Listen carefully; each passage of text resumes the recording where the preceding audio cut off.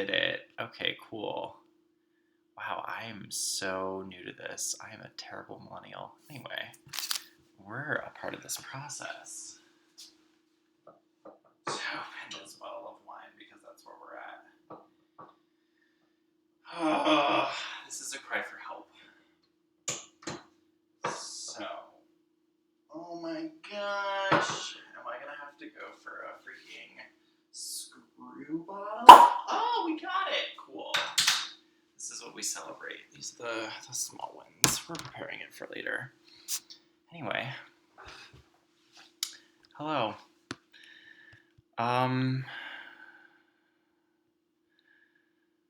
So apparently people do this when they want to create a video essay, but I have no idea what I'm doing. And this is a stream of consciousness. So hello. My name is Zachary. One of my best friends, Kendall, gave me that cup. I was inspired to make this video because of a series of videos I watched in addition to my current predicament. And I have a mini script that I'm going to give. I'm going to try to keep this concise, but I don't know, if others can make 2-hour videos on the internet, why can't I? That wasn't really a read, that was just honesty. So yeah,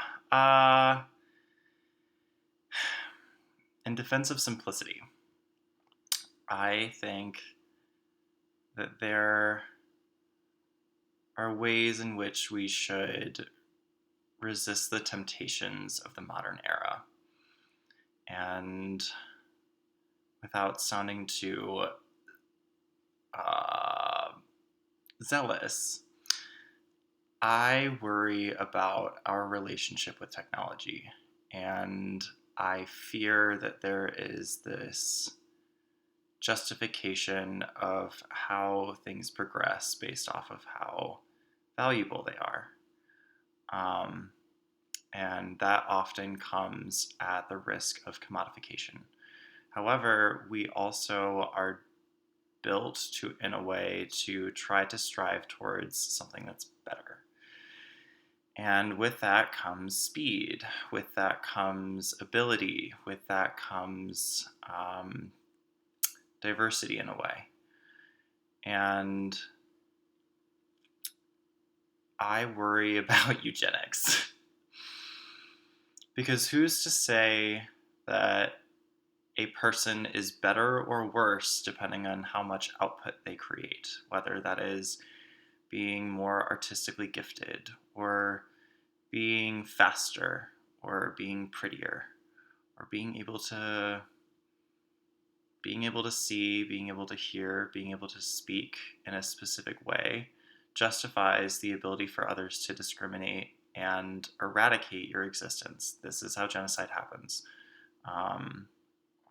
There's cultural genocide that also occurs, and it's really heartbreaking trying to figure out how to mitigate the harm.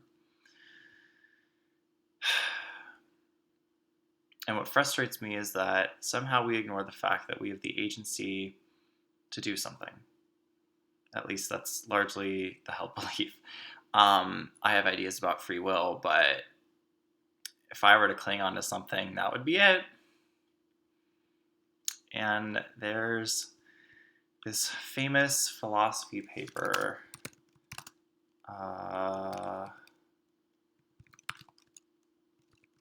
called The Weapon, I think. We're going to fact check.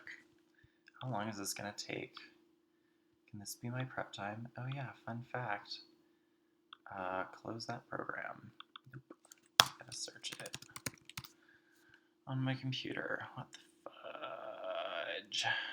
I don't know if I'm allowed to swear on here. We haven't quite hit that point yet.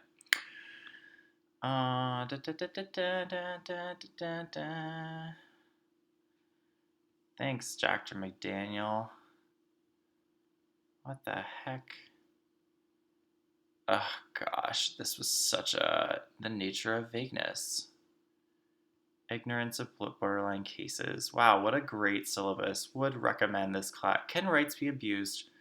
Human rights in pre-affluent societies. Time machines. The Wall, The Weapon. I found it by Frederick Brown. And because I'm a visual learner, I'm going to have to actually read this paper. What the heck is it not available? It's probably on my syllabus. However, I have the access to the internet. So yes, I love that the internet is a tool. I worry about how that tool is weaponized. Oh, wonderful. I found the PDF.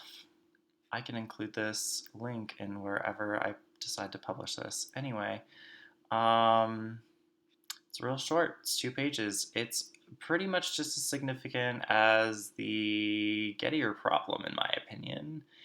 Anyway, that's me nerding out about existential things. Okay.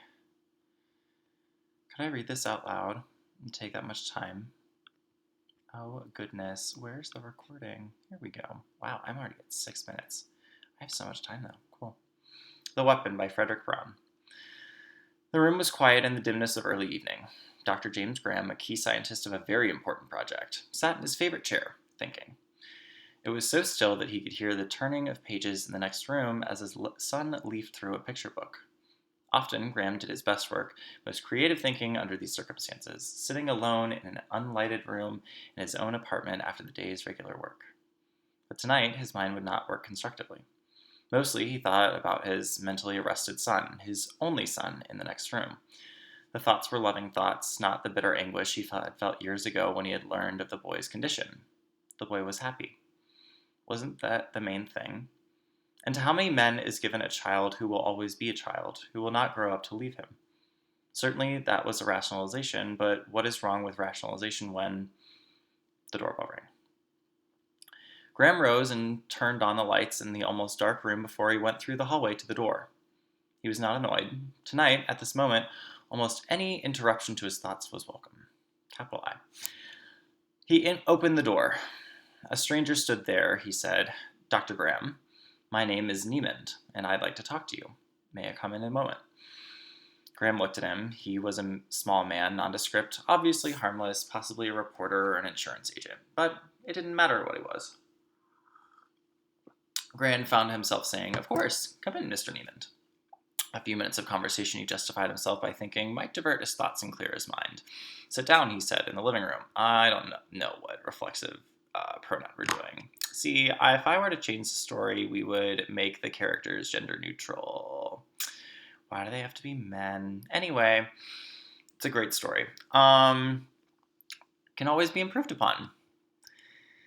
Oh, what a life motto. Anyway, yes, care for a drink, Niemand said. No, thank you. He sat in the chair. Graham sat on the sofa. The small man interlocked his fingers. He leaned forward. He said, Dr. Graham, you are the man whose scientific work is more likely than that of any other man to end the human race's chance for survival. A crackpot, Graham thought. Too late now, he realized that he should have asked the man's business before admitting him. It would be an embarrassing interview. He disliked being rude, yet only rudeness was effective. Dr. Graham, the weapon in which you were working... The visitor stopped and turned his head at the door that led to the bathroom. As the door that led to the bathroom opened and a boy of 15 came in. The boy didn't notice Niemand. He ran to Graham. Daddy, will you read to me now? The boy of 15 laughed the sweet laughter of a child of 4. Graham put an arm around the boy. He looked at his visitor, wondering whether he had known about the boy. From the lack of surprise on Niemand's face, Graham felt sure that he had known. Harry, Graham's voice was warm with affection. Daddy's business, just for a little while. Go back to your room. I'll come and read to you soon. Chicken Little? You'll read me Chicken Little? If you wish. Now run along. Wait, Harry, this is Mr. Niemand. The boy smiled bashfully at the visitor. Niemand said, Hi, Harry, and smiled back at him, holding out his hand. Graham, watching, was for sure now that Niemand had known. The smile and gesture were for the boy's mental age, not his physical one. The boy took Niemand's hand. For a moment it seemed that he was going to climb into Niemand's lap, and Graham pulled him back gently. He said, Go to your room now, Harry. The boy skipped back into his bedroom, not closing the door. Neiman's eyes met Graham's, and he said, "I like him," with obvious sincerity. He added, "I hope that what we're going to read to him will always be true." Graham didn't understand. Neiman said, "Chicken Little, I mean. It's a fine story, but may Chicken Little always be wrong about the sky falling down?" Graham suddenly had liked Neiman when Neiman had shown liking for the boy. Now he remembered that he must close the interview quickly. He rose in dismissal. He said, "I fear you're wasting your time and mine, Mr. Neiman. I know all the arguments, everything you can say I've heard 1,000 times. Possibly there is a truth in what you believe, but it does not concern me. I am a scientist, and only a scientist. Yes, it is public knowledge that I am working on a weapon, or rather ultimate one, but for me personally, that is only a byproduct of the fact that I am advancing science. I have thought it through. I found that that is my only concern. But, Dr. Graham, is humanity ready for an ultimate weapon?" Graham frowned. "I have told you my point of view, Mr. Neiman." Neiman rose slowly from the chair. He said, "Very well. If you do not choose to discuss it, I'll say no more." He passed a hand across his forehead. I'll leave Dr. Graham. I wonder, though, may I change my mind about the drink you offered me?" Graham's irritation faded. He said, "Certainly. Will whiskey and water do?" "Admirably." Graham excused himself and went into the kitchen. He got the decanter of whiskey, another of water, ice cubes, and glasses. When he returned to the living room, Neiman was just leaving the boy's bedroom. He heard Neiman's "Good night, Harry," and Harry's happy "Night, Mr. Neiman." Graham made drinks. A little later, Neiman declined a second one and started to leave. Neiman said, "I took the liberty of bringing a small gift to your son, Doctor. I gave it to him while you were getting the drinks for us. I hope you'll forgive me." "Of course. Thank you. Good night." Graham closed the door. He walked through the living room into Harry's room. He said, "All right, Harry. Now I'll read to..." There was a sudden sweat on his forehead, but he forced his face and his voice began to calm as he stepped to the side of the bed. "May I see that, Harry?" When he had it safely, his hand shook as he examined it. He thought, only a madman would give a loaded revolver to an idiot. And that is The Weapon by Frederick Brown. That took 6 minutes to read. What a wonderful little story that we can unpack with my ideas, because that story kind of terrifies me. And that's how I feel about technology. Anyway, going back to the script, because we'll get to that point at some point. We're going to take a little detour to give context to a concept by, I'm going to butcher this name, Gilles Deleuze. Anyway, French philosopher, died right around when I was born. I wonder if he's a lucky man. Anyway, he writes on a lot about... Wikipedia is telling me post-structuralism and postmodernism, and this is taken from Postmodern Theory from Stephen Best and Douglas Kellner, 1991, which also talks about Guattari, who... I think there was another philosopher, Felix Guattari. What did he write on? This is just going to be a fun... Oop, did I make an assumption? No, it was a man.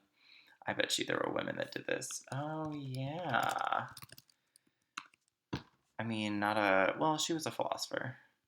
Simone de Beauvoir. She was involved with Sartre, who also started to unpack these things. What an era. Anyway, that was a nice little venture down history. Good old Gilles, deals with concepts that Foucault didn't quite think about. So we have the panopticon, and that is a structure of surveillance that kind of makes everybody a little uneasy. But if we unpack that, it's actually a little bit more insidious, because here we go. Oh, left-wing Nietzscheism. Wow. Yeah, what is this great resource telling us? A foretelling of how my brain works. Postmodernism, continental philosophy. All right, let's get fatalism. Here we go. Ba ba ba. It's not the. Oh, there's Zizek. Good old Zizek. What parts of the internet am I going to bring together? This will be great. If I just do this all the time, is this what blogging is? I'm discovering what vlogging is, everyone. What the heck? So he had something. Oh, what is it? Now we're just going down a YouTube wormhole. Is it me and the algorithm, or is it the algorithm and me? How far into the wormhole are we? All right, so we just watched something from CJ the Ask. We're name calling right now. I want to explore Philosophy Tube more. I appreciate Jenny Nicholson. Wow, this is just a giant thank you session. Thank you so much to Big Joel and Lindsay Ellis and ContraPoints. And I'm realizing, should I do music? Frank Ocean, Vincent. Wow, we're literally just doing this right now. This is what I'm doing with my life. Cool. 16 minutes. It's sharing time. Sharing time with a human. Anyway, it was about Love Island. Oh, no, and surveillance. If I could spell the word. Nope, not today. Yeah, Broey Deschanel. What a comical name. What a fabulously terrifying video. Yeah, congrats, you sent me into a little bit of a spiral. That's what we're doing. Anyway, she references, they reference. Yeah. I'm not about to watch this video, but I will scroll to the points where they talk about good old Jill's. Where is Jill's? Maybe we're gonna watch it together. Who knows? You'll just have to sound cops. Here we go. Documentary with the entertainment purpose of populist formats. It's a form of TV that many would guiltily consume under the covers at night and denounce as trash by day. Whether it's groundbreaking documentary shows like Alan Funt's Candid Camera of the 1940s, or the PBS family drama An American Family of the 1970s, the late 80s blue flashing light American crime shows like Cops, or the... here we go. Here's the Panopticon. Monarchs. Thank y'all. The Panopticon's power is invisible. Inmates are permanently in view of the guard tower, and have no way of knowing if a guard is even in it at all. And this is the central mechanism of power. Because a guard does not have to be in the tower, the inmates must assume he's always there, and thus begin to regulate their own behavior in accordance with that assumption. As Foucault says, he who is subjected to a field of visibility, and who knows it, assumes responsibility for the constraints of power. He makes them play spontaneously upon... Alright, thing you're going to learn about me? It's too slow. You're doing great. You're articulating the information. My brain needs something more stimulating. He inscribes in himself the power relation in which he simultaneously plays both roles. He becomes the principal of his own subjection. Over the years, many scholars have used the Panopticon to critique contemporary society, and one of the most prominent fields of this scholarship is in communication studies, particularly with regards to reality TV. I mean, it's obvious, isn't it? A group of people confined to a space with no access to the outside world, with cameras surrounding them, recording their every movement. Big Brother certainly picked up on that element early. Borrowing its name from the oppressive dictator in George Orwell's dystopian classic, 1984, Big Brother uses Orwell's concerns about totalitarian surveillance to embark on an experiment where humans are surveilled consensually for entertainment purposes. But while Big Brother may seem like the perfect realization of Foucault's Panopticon, it's actually akin more to something like, the standard prison experiment than a sleek commentary on surveillance. This is why the guard, or the surveillance apparatus in Big Brother, is explicit to contestants at all time. On Big Brother, the contestants are aware of the game they're taking part in. They are active players, agents of their own roles in the house. They are explicitly rewarded and punished. They strategize explicitly. The purveyor of power is known to them and plays an active role in their successes or demise. In his essay, Here's Looking at You, Reality TV, Big Brother and Foucault, scholar James Wong argues, the contestants on these programs do not, for the most part, monitor or modify their behavior. One contestant in a Big Brother spin-off in the UK, for example, advised applicants for future shows to refrain from relations with other contestants and to be as polite as possible to them. This hardly constitutes the kind of policing of one's own behavior in 1984 or in Foucault's discussion of the Panopticon. Indeed, reality TV shows want the exact opposite of self-monitoring from the contestants. They want the participants' raw reactions, warts and all. Nor do the producers of reality TV shows want their audience to scrutinize their viewing habits. That might lead individuals to stop watching these programs once they recognize their self-debasement. Yet, while this may be true for shows like Big Brother, I argue that Love Island's progression over the years actually contradicts the idea that reality shows don't encourage self-monitoring. In fact, what was once a show that mirrored earlier reality television, highlighting emotional breakdowns, unfiltered vocabulary, explicit intimacy, and the like, has now become subdued. Love Island is the true realization of Foucault's Panopticon. Similar to Big Brother, the Love Island villa is home to 73 cameras which capture the islanders at every angle. The islanders have no conception of time and no... Alright, we're done with that because you know what I want to advance in her little theory is that vlogging is what the other dude talks about. So, which we haven't access even to the really outside got world to. except in the case of an emergency. But the crucial difference is this. In order to maintain the appearance of authenticity that we love so much about Love Island, the mechanisms of control need to be subtle and invisible. Because they're being filmed at all hours of the day, unable to talk about the rules of the game, and unable to predict public opinion, the Islanders begin to regulate themselves under the assumed expectations of what is needed from them. This is in part a result of increased scrutiny over the years, and in part a result of contestants self-regulating under a surveillance system, which is now at the height of its power. But it's important to note right now that these two things, public criticism and Love Island's surveillance system, are not mutually exclusive. The sinister beauty of Love Island is in the fact that there is no one source of power over the Islanders. As Foucault says, power has its principle not so much in a person, as in a certain concerted distribution of bodies, surfaces, lights, gazes, in an arrangement whose internal mechanisms produce the relation in which individuals are caught up. Any individual taken almost at random can operate the machine, in the absence of the director, his family, his friends, his visitors, even his servants. On Love Island, power is decentralized. All right, so we're skipping ahead. You did a great job, but 10 minutes is not taking 10 minutes of my time. But the expectation of self-monitoring and of self-preservation still lies mostly on the shoulders of the contestants. In applying these corporatized therapy programs, the producers shift attention away from the exploitative apparatus that's inherent to their show.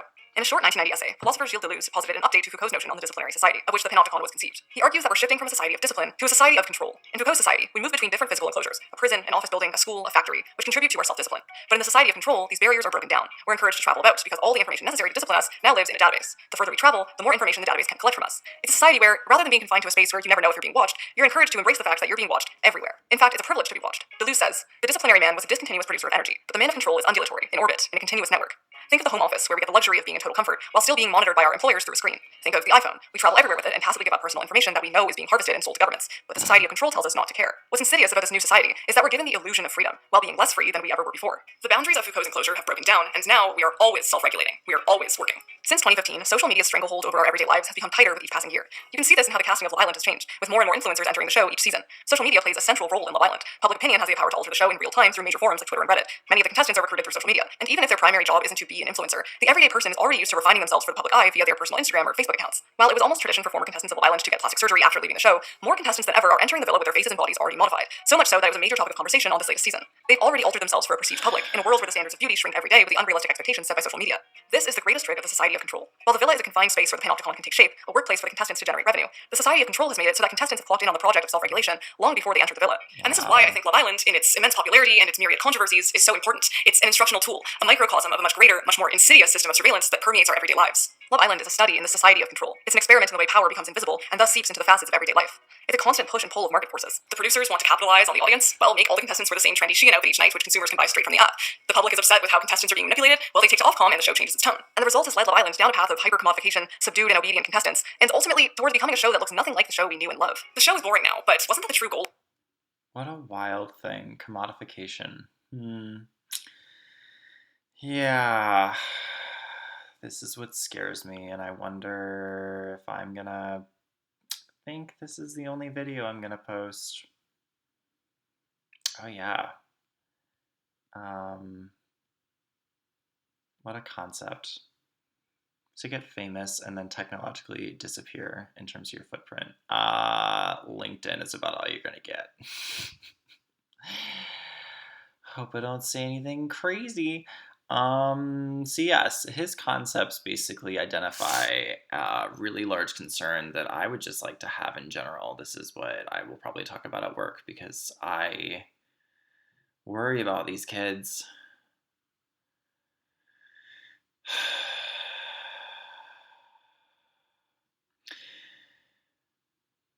Too big. So yes, when trying to cope with this state of reality, I like to reconsider embracing our place as animals in this existence. So we need to understand where our species lie in the giant scheme of things, and I am not religious by any means. However, I do understand the sanctity of life, and that's why I appeal towards a lot of Jain principles. I think that Buddhism is important. I understand a lot of what the Abrahamic faith attempts to get at, and it has problems based off of communication and interpretation. So when dealing with our sentience as human persons, I consider the non-human persons. Oh, and this is for my friend who asked what character or celebrity, what celebrity did they make me think of? And I said Squidward. Because Squidward is not a person, however, very, very, or not a human, but I don't know, seems like a person I would identify with. care about commoditize, make a commodity of. That's what this is. That's what vlogging is. Monetizing your personhood. I don't want to do that. So this is it. All right. I'll do it in person. That's my standard. All right. Yes, and accepting certain traditions. So, learning to not tempt fate. To bring us back to our fun little paper that we read by uh, uh, Brown. What was their name? I don't remember. Anyway, we're able to understand the complexities of knowledge and power and information, and making sure that we aren't giving it to people that can weaponize it in the worst way. Or should we even have how literally do you want to take this? Is this a Second Amendment argument? Is this a technology argument? Is that what this becomes? Actually, sure, yeah, all right. If we're gonna get super literal and political, it seems pretty standard that a person should not have a firearm if they are mentally impaired, because they're a danger to themselves and others, and that's a bummer. And then we regulate things about that as well for even normal people who just make mistakes. Like the fact that, all right, we're gonna Google this. How many children are killed by guns each year?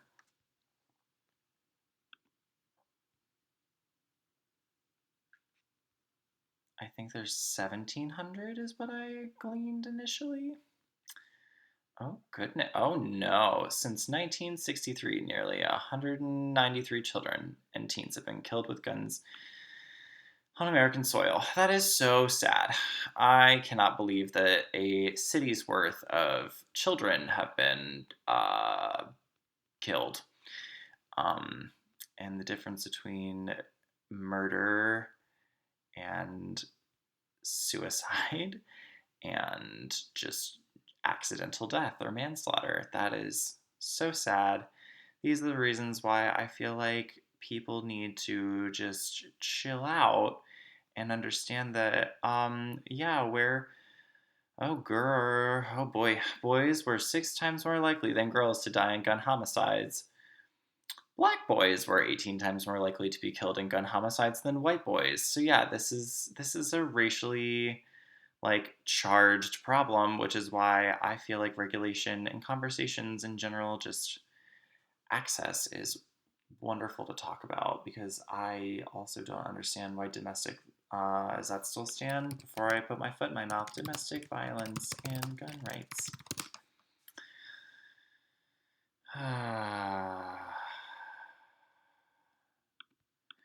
Wow, that just freaking passed. Can you believe? Think about it. If we're going to contextualize um, the world and the state of existence and how bad COVID was. Oh my gosh, how much time do I have? I still have at least. I'm gonna take an hour of yours time and then I'm gonna wrap it up. Cool, but I still have so much to talk about. Wow. Oh, we got to go back to the Agrarian Revolution. This is great. So, to kind of wrap up that point, I think that people need to be more responsible and transparent. And what are the tenets I had? Boo, boo, boo. Yeah, cool. This seems to be a good way to be. That kind of resolves the weapon question. Be honest, be grateful, expect nothing from others, respect autonomy. Seems like a good way to be. Aw, did I just cure the plague that is humanity? Oh, I hope so. That's my, if that would be my legacy. Is that util of me? Would I suffer for that? Probably not, because I'm selfish and human and flawed. But I don't know. If there are things that I still do where I don't indulge, like having a child. Anyway, the Agrarian Revolution is kind of where it all went to crap. And what I mean by that is that we as people decided to civilize ourselves through farming. And so when you control the food supply, you get to propagate more.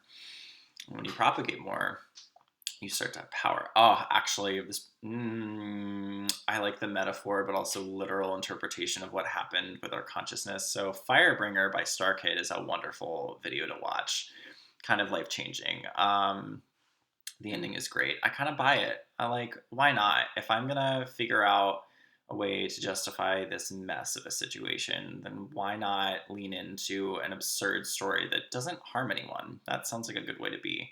If that's the mythology, with something to live for, would it be Firebringer? Questionable. Anyway, with the Agrarian Revolution, there were a lot of problems because people started realizing that there were differences and concepts of time and all the fun stuff that plagued our existence until we go to bed and hope that we don't have to work tomorrow. So this is explained extremely well in, I think, Daniel Quinn,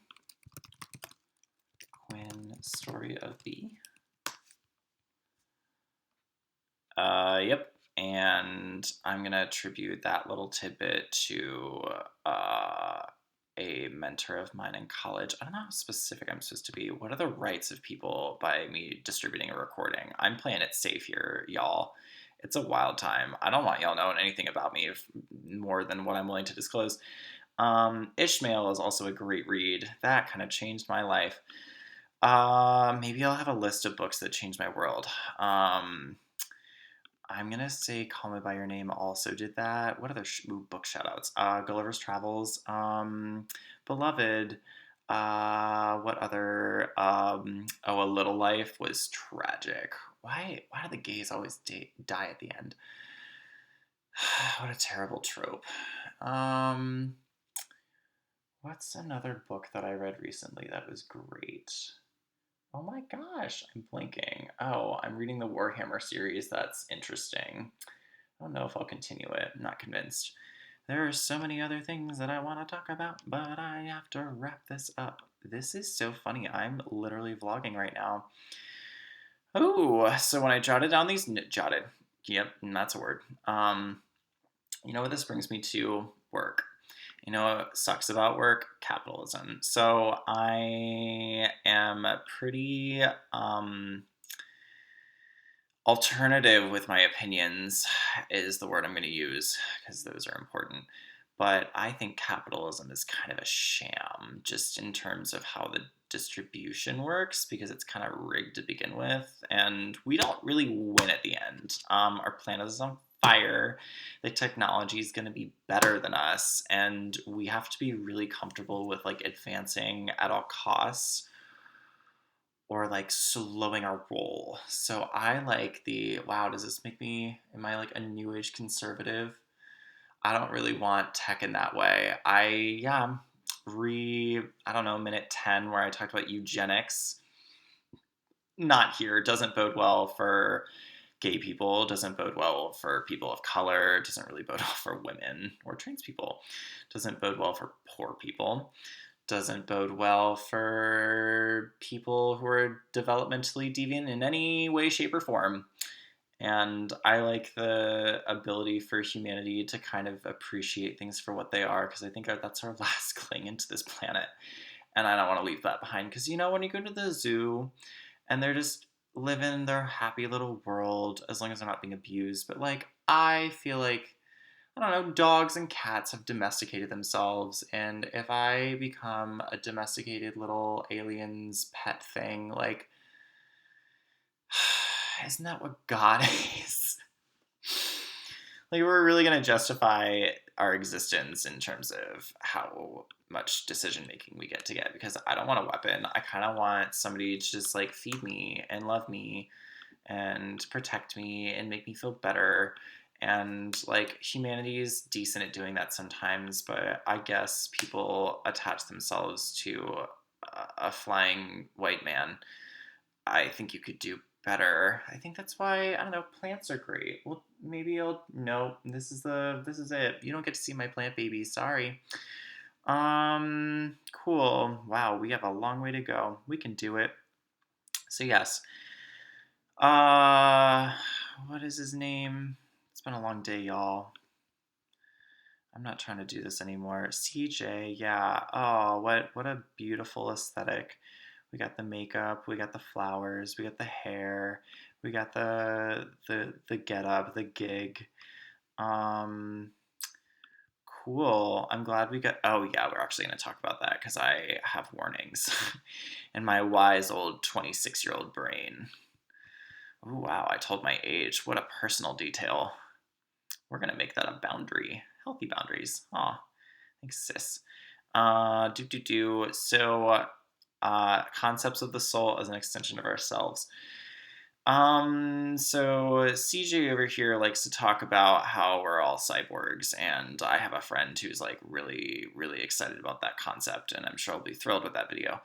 I'll probably have criticisms. Anyway, I think that this is an ability to explore ideas of like metaphysical awareness in terms of our brains. So sure, I'm a physicalist in the fact that I think it's all just brain chemistry and you tweak enough things and stuff stops working because that's how machines are. Like, why not?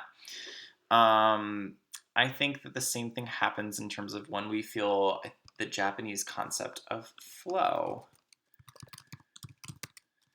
If I could spell, if only.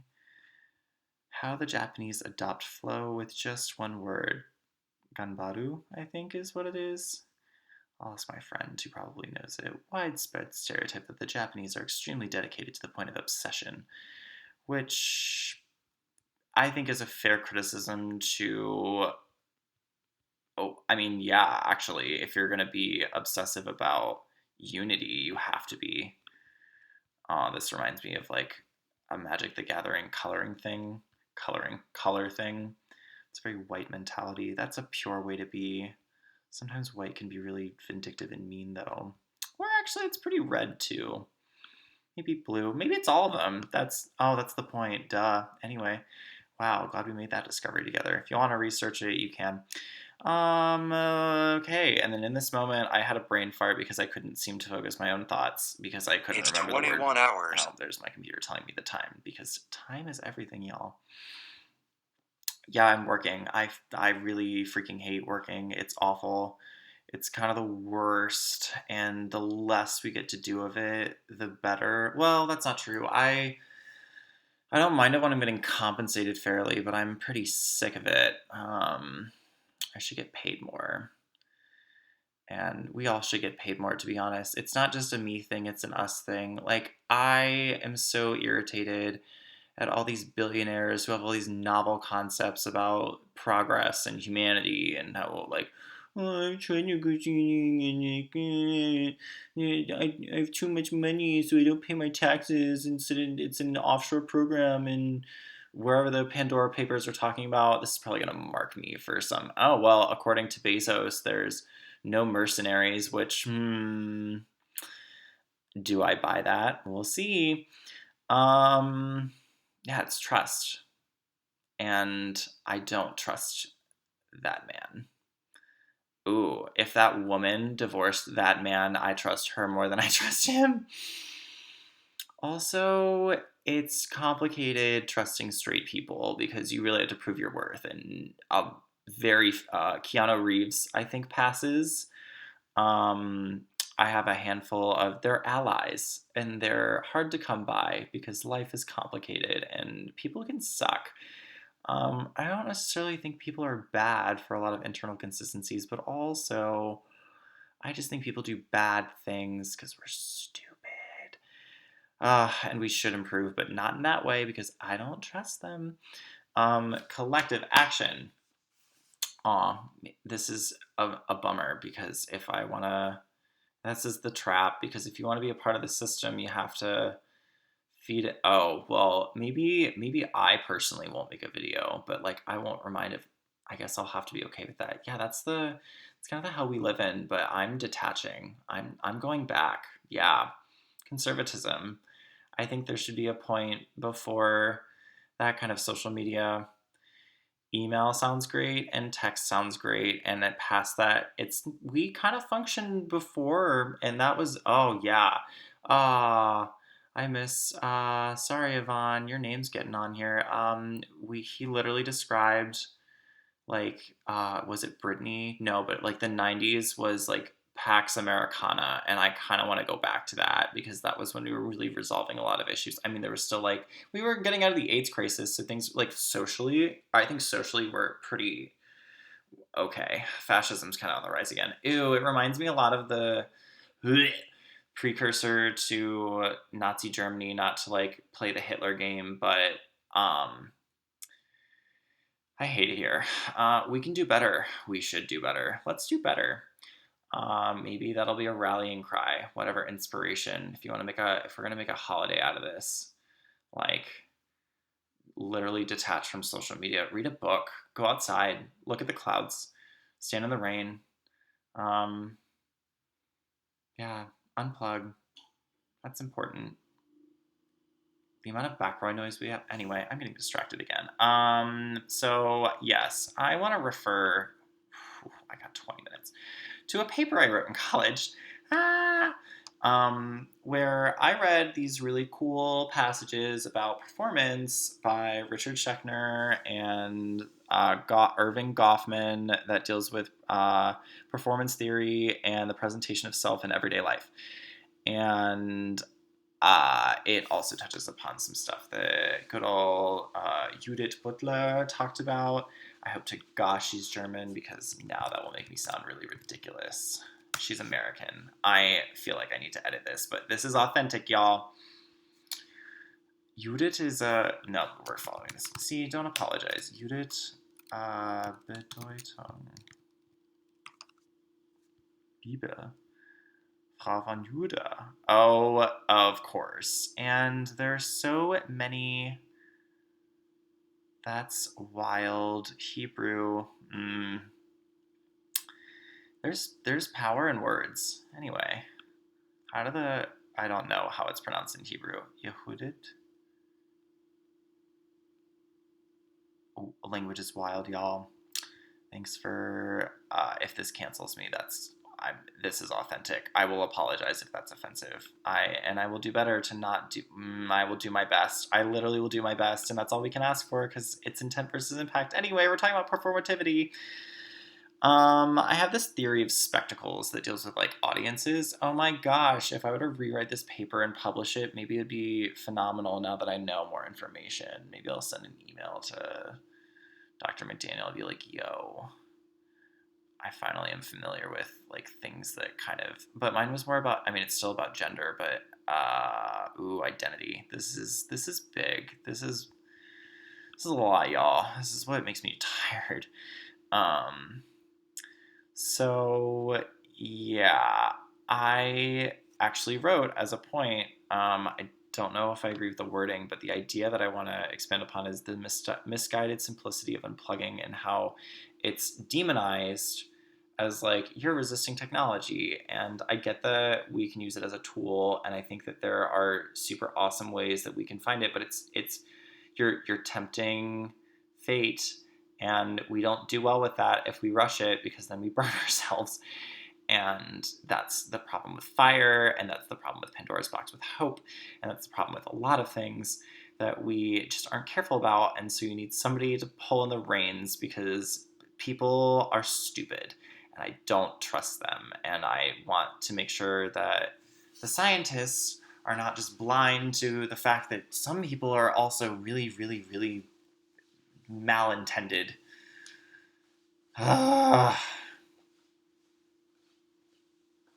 or they're just really dedicated. Okay, so the other reading that I have into this paper is the fact that like there is the possibility to justify. I don't even want to give that because that's such a gross thought. Nope.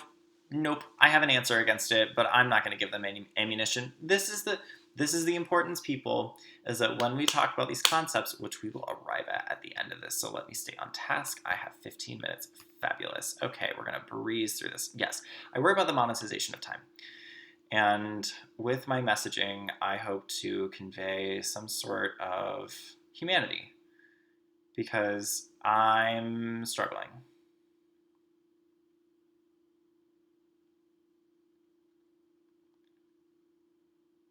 and I just want to do my best. And I think everyone should strive to do that, and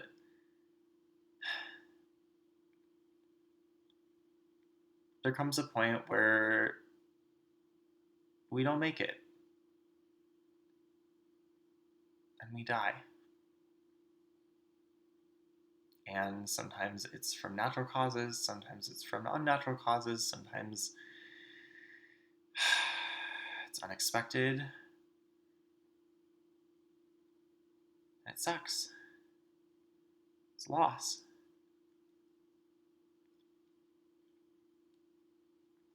And being able to grieve and take time to give space helps to temper our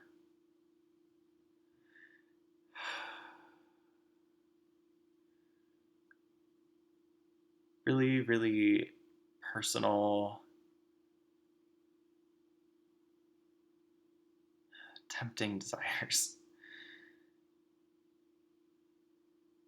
And I don't want that to be a point of people being in awe other than what's around them. And if you commodify being in awe or attention or time, then you struggle to see the beauty in the situation as a whole. And I wonder about that with the art of performance, because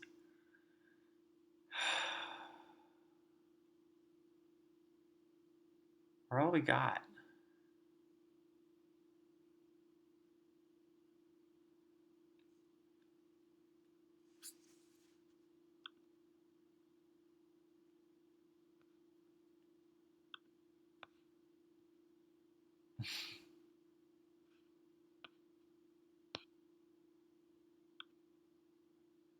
I kind of want to end there, but I said I'd give y'all an hour.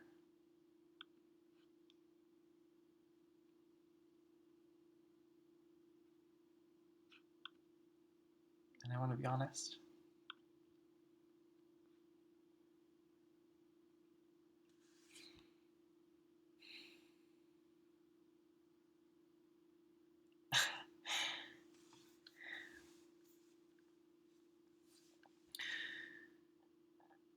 The next section deals with Tumblr and memes, and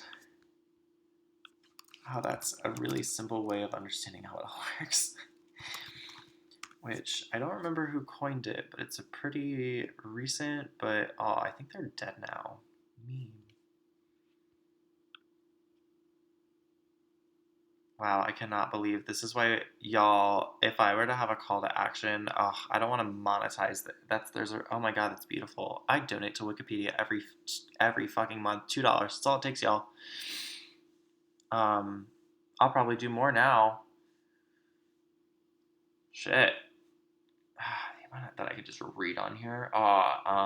Project Gutenberg, great. I'll just read more books. I miss information. Knowledge is power. And the internet is scary, so be very careful about what you consume. I love that they have references. They have footnotes all over the place, and it's pretty objective, I would say. Sure, there'll be contention about that. Anyway, Richard Dawkins. Yeah, the word meme itself is a neologism coined by Richard Dawkins, RIP. Originating from his 1976 book, The Selfish Gene, Dawkins' own position is somewhat ambiguous. I wonder. This is related to the weapon. I trust this man. When people talk about...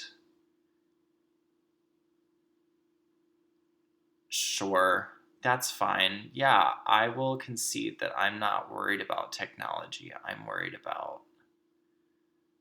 the abuse of technology. We haven't arrived yet. We aren't ready for that. There are people hurting. why are there poor people? Literally, it doesn't have to be that hard. Like, imagine a sentient society. Wow, and we're gonna refer to. This is how my brain works, y'all. Adrian Tchaikovsky's Children of Time was a wonderful way to understand a possibility of existence, and I wish people would just be more appreciative of that.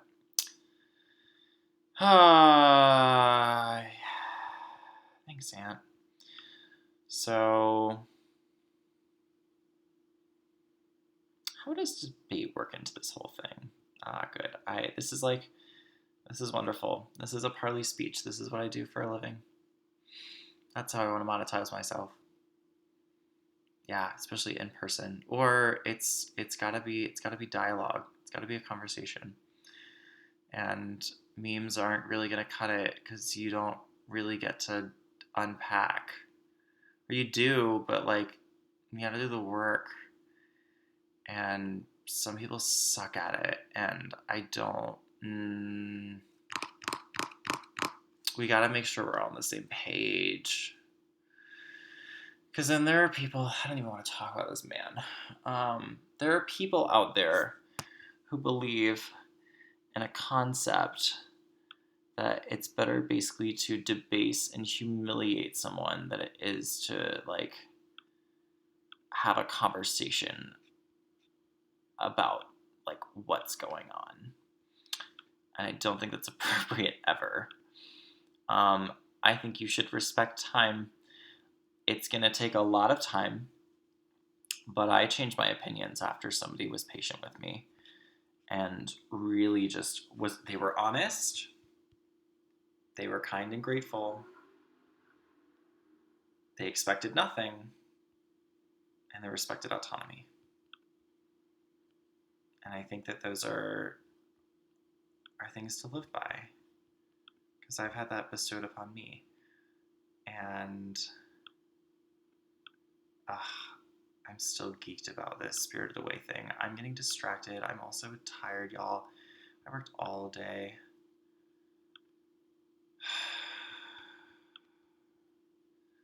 It's the only thing I have time for.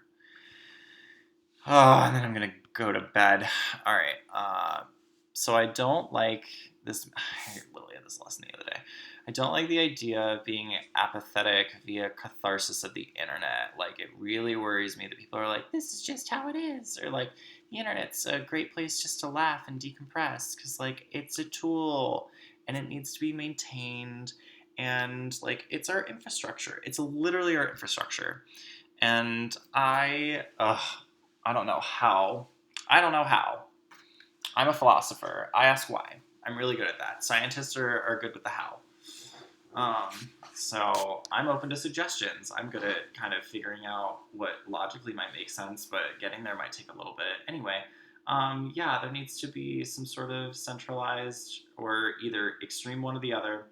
You either decentralize the crap out of it, where truly nobody has a control, or you make sure that the centralized powers are held accountable.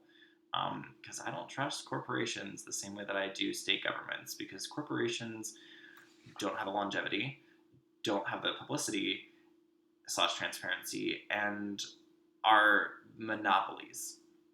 And any homogeneity in society, which I don't know if that contradicts the point, we're full of it. There's paradoxes. We'll get to that in the last point. I like it to be very. I believe in democracy. I think democracy is great. Actually, more republics, to be honest, but there's still a voting process. Philosopher kings get dangerous, but I don't. We could get into feudalism. We could so many things on my brain.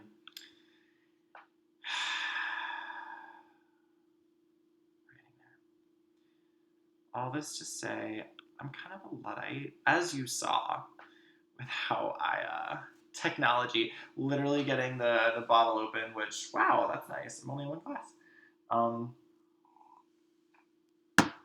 Indulge responsibly. It's the Luddites were skeptics. And they they distorted some of the history, but they took pieces. I don't know. I want to redefine Luddite as a movement that really is critical of how we interact with technology. Because it's never been done before, and we need to be very careful.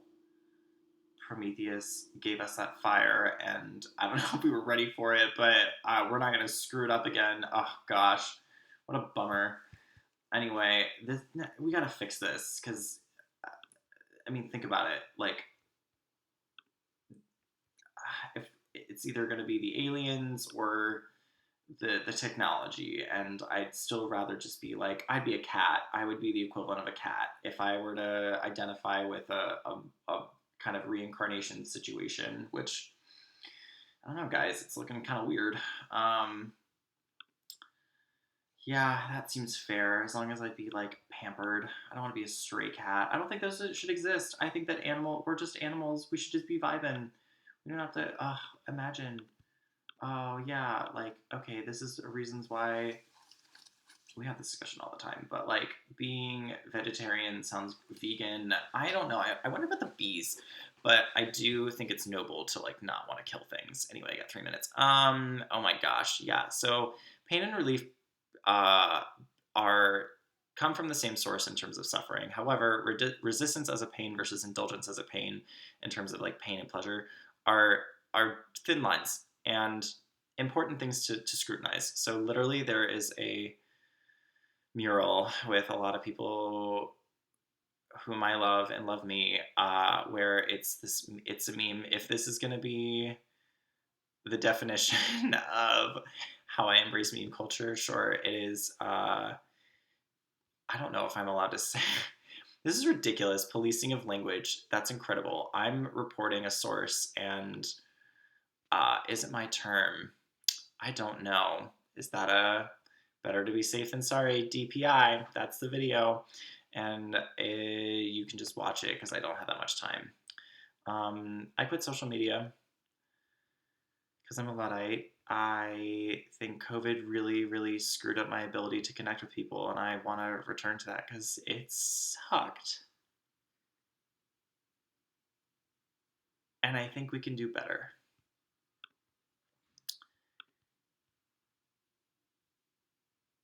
And in that period, I really struggled with depression.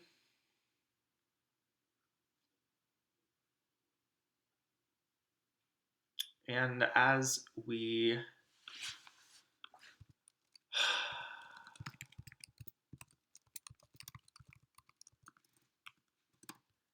literally,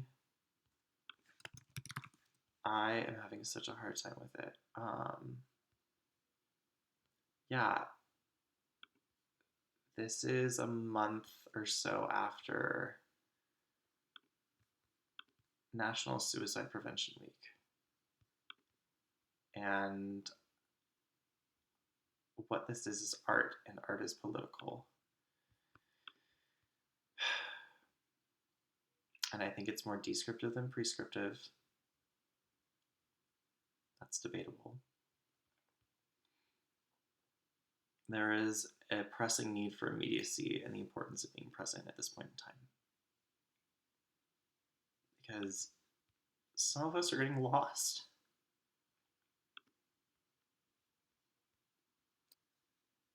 And there's a concept called the paradox of tolerance that I don't have time to get into. But if I were to end with a closing remark,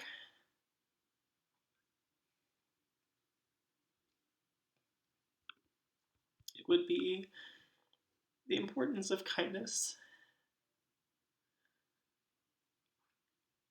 and call in culture.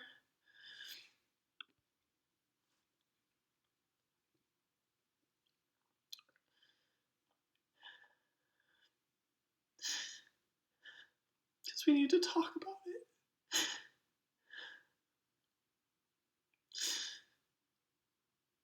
Because it's killing people.